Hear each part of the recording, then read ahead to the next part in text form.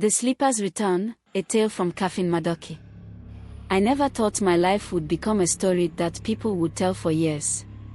I was just an ordinary young man from Kafin Madaki, a small village nestled in the arid plains of northern Nigeria. My name is Musa, and this is my tale. I grew up like any other boy in the village, helping my father tend to our small farm and taking the cattle to graze in the open fields. Life was simple, with the scorching sun over our heads and the cool nights where the stars twinkled brighter than any I'd ever seen. Our village was small but filled with stories and traditions that shaped us. We prayed 5 times a day, followed the seasons for planting and harvesting, and trusted the elders' wisdom. But everything changed when I fell sick. It started with a mild fever, but soon my body grew weak, and the sickness tightened its grip on me. The village's herbalists tried their best, offering leaves and roots, saying prayers, and burning incense, but nothing worked. My family watched helplessly as I withered away, a shadow of the boy I used to be. I remember their worried faces rounding me as I lay in bed. My mother, Fatima, always by my side, reciting the Quran with tears in her eyes. It was a night like no other when I drifted away. My breathing had slowed so much that the people around me thought I had passed. I heard their wails, felt the softness of my mother's hand resting on my chest, and then, suddenly, everything faded. Darkness enveloped me, a peaceful kind of darkness. I felt weightless, like the burdens of this world no longer clung to me. And then, just as quickly as it began, I found myself in a place beyond anything I could have imagined. I don't know how long I was gone, but when I woke, they told me it had been 2 years. 2 years. My mother had cried herself to sleep every night after they buried me in a shallow grave near our compound. No one dared to visit my tomb, for they believed I had left this world. But I hadn't. I was only sleeping, though my soul had journeyed far beyond. I remember vividly the moment I opened my eyes. The weight of the world returned to my body, but something was different.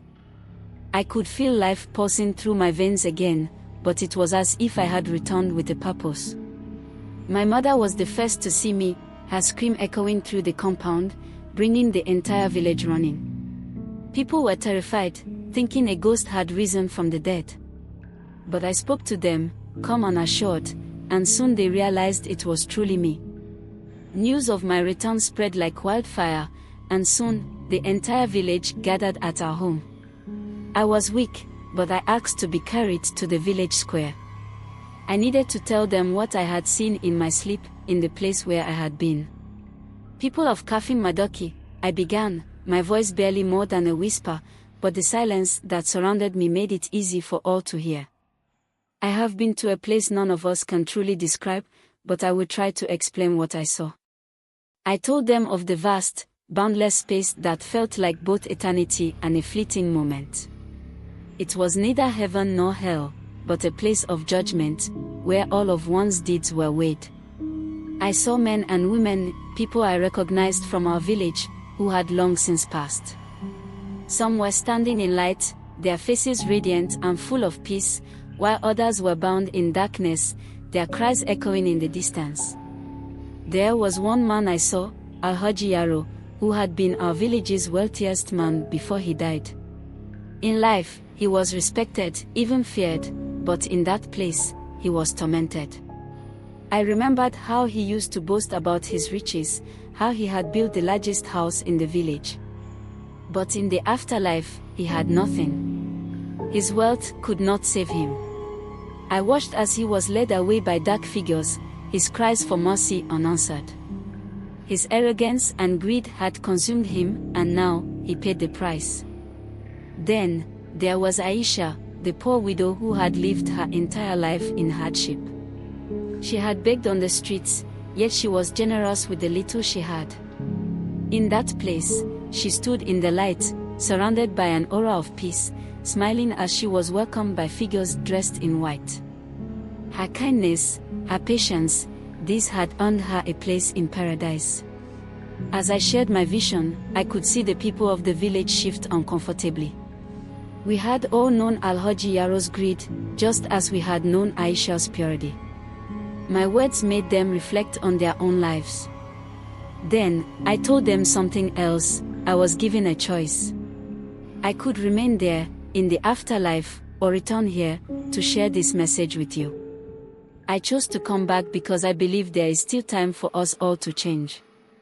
The people of Kafin Madaki were deeply moved by my words.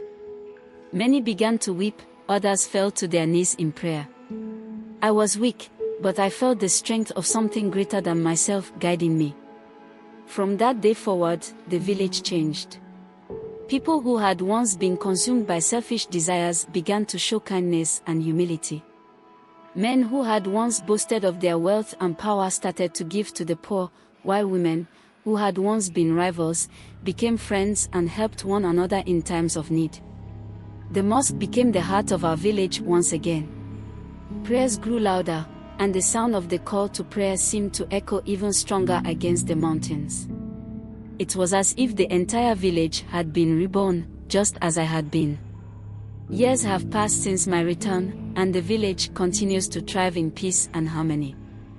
I, too, have grown older, but the memory of what I saw in those 2 years has never left me. It serves as a constant reminder that life is fleeting, and what we do here on earth echoes in the afterlife. I share this story with you now, not to boast or seek fame, but to remind you of what truly matters. We may not all be given the chance to return from the brink of death, but we all have the opportunity to change while we are still here.